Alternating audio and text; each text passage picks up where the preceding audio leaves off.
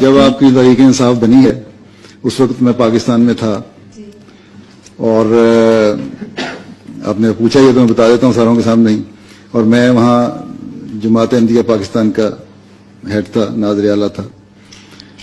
اس وقت عمران خان صاحب نے ایک صاحب کو بھیجا میرے پاس کہ ہم نئی پارٹی بن رہے ہیں، ہمیں اب الیکشن میں ووٹ دیں۔ ہم نے کہا ٹھیک ہے، آپ بڑے انصاف پسند ہیں، اللہ تعالیٰ وہ کامیاب کرے، اور جہاں تک ووٹ کا سوال ہے ہمارے پاس تو ووٹ ہے۔ نے کہا نہیں آپ دیں تو آئندہ پھر ہم اسمبلی میں جائیں گے تو پھر آپ کا حق ہوگا۔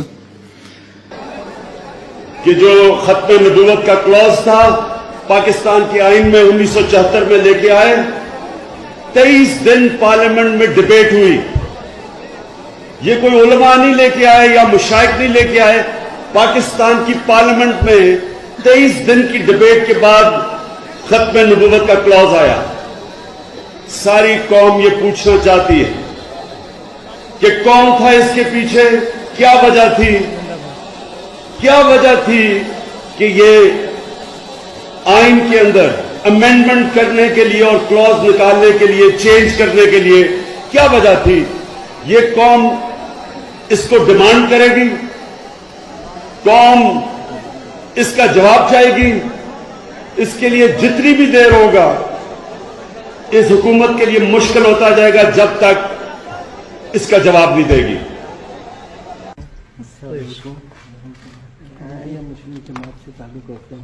I am from the Ahmadiyya Muslim community of Pakistan. 74 میں ہم کو غیر مسلم اقلیت قرار دیے گئے۔ In 1974 we were declared non-Muslims. ہمارے گھر بھی لوٹ لیے، ہماری دکانیں بھی لوٹ لیں، Our houses and shops were looted. کئی گھروں کو آگ لگا دی۔ Set on میں آ گیا، fire. ربا آ گیا، پھر بچوں کو لے کر سرگودا میں دکان تھی، I relocated. پھر یہاں پر بھی ابھی مجھے کتابیں کام کرتا تھا تو کتابوں پر انہوں نے سزا دی۔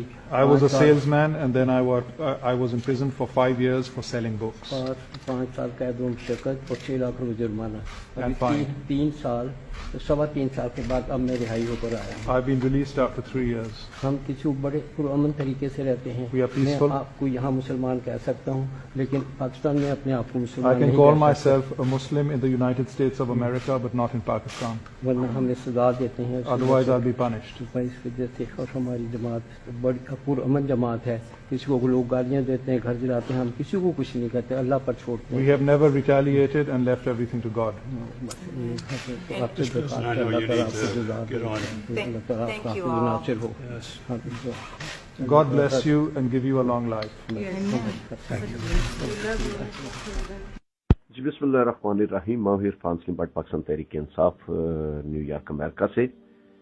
میں P T I coordination Europe کے جو میرے تمام دوست اور بھائی ہیں انہیں بڑے دکھ کے ساتھ یہ خبر دے رہا ہوں کہ ہمارا یہاں پہ پاکستانی سفارت خانہ، پاکستانی قونصلیٹ جو نیو یارک میں ہے وہ قادیانیت کو بھرپور سپورٹ کر رہا ہے۔ میں بہت عرصے سے اس بات کا شور کر رہا تھا، اور لیکن بدقسمتی یہ سمجھیں کہ لوگ صرف قونصلیٹ کی طرف سے ایک دعوت نامے پہ بک جانے والے لوگ میری بات نہیں سن رہے تھے۔ اس خبر نے میری بات کو سچ ثابت کر دیا ہے، اور میں خدا کو حاضر ناظر گواہ جان کے کہتا ہوں کہ نیو یارک کا قونصلیٹ جو ہے وہ قادیانیت کو سپورٹ کر رہا ہے۔ وہ میں انتہائی اس وقت دکھ کی حالت میں ہوں۔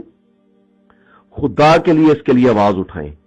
پاکستانی سفارت واشنگٹن میں سفارت خانہ اس کو پروموٹ کر رہا ہے اور ان کو سپورٹ کر رہا ہے، ان کے ایجنڈے کو، پاکستانی چیریٹی کے نام پہ، کہ وہاں یہاں پہ ایک اے پی پیک، اے پی پیک کے نام سے ایک تنظیم ہے کہ جس کو ایک پاکستانی ڈاکٹر لیڈ کر رہا ہے۔ وہ ڈاکٹر قادیانی ہے، اس کی بیوی قادیانی، اس کا ساس سسر قادیانی ہے، اور یہاں پہ ذیشان حامد ہے جو احمدیہ جماعت کا ہے، وہ یہ چیریٹی کے نام پہ اے پی پیک کو سپورٹ کر رہے ہیں، اور وہ کمیونٹی میں وہ ایکٹیو ہے۔ تو خدا کے لیے اللہ کا واسطہ ہے آپ دوستوں کو کہ پاکستان کے لیے، اسلام سے ختم نبوت کے لیے اس کو زیادہ سے زیادہ شیئر کریں، اور دنیا کے علم میں لے کے اس خبر کو شیئر کریں اپنے وال پہ کہ پاکستانی لوگ، کمیونٹی جاگے، پاکستان میں لوگ جاگیں، وہ جہاں پہ جو لوگ بیٹھے ہوئے انہیں پتہ چلے کہ پاکستان امریکہ میں کیا ہو رہا ہے۔ اور اس میں کانگریس مین اور بہت سے لوگ شامل ہیں کہ جو ان کے ساتھ مل کے کام کر رہے ہیں. بہت شکریہ. میں سمجھوں گا کہ اگر ایک دوست بھائی نے بھی اس خبر کو اپنی فیس بک پہ شیئر کر دیا تو میرا بات کرنے کا مقصد پورا ہو جائے گا. خدا کے واسطے میں کبھی غلط بات نہیں کرتا, کبھی 2 نمبر بات نہیں کرتا, کبھی تحقیق کے بغیر بات نہیں کرتا. خدا کے لیے اس کو شیئر کر لیجیے, خدا کے لیے اس کو شیئر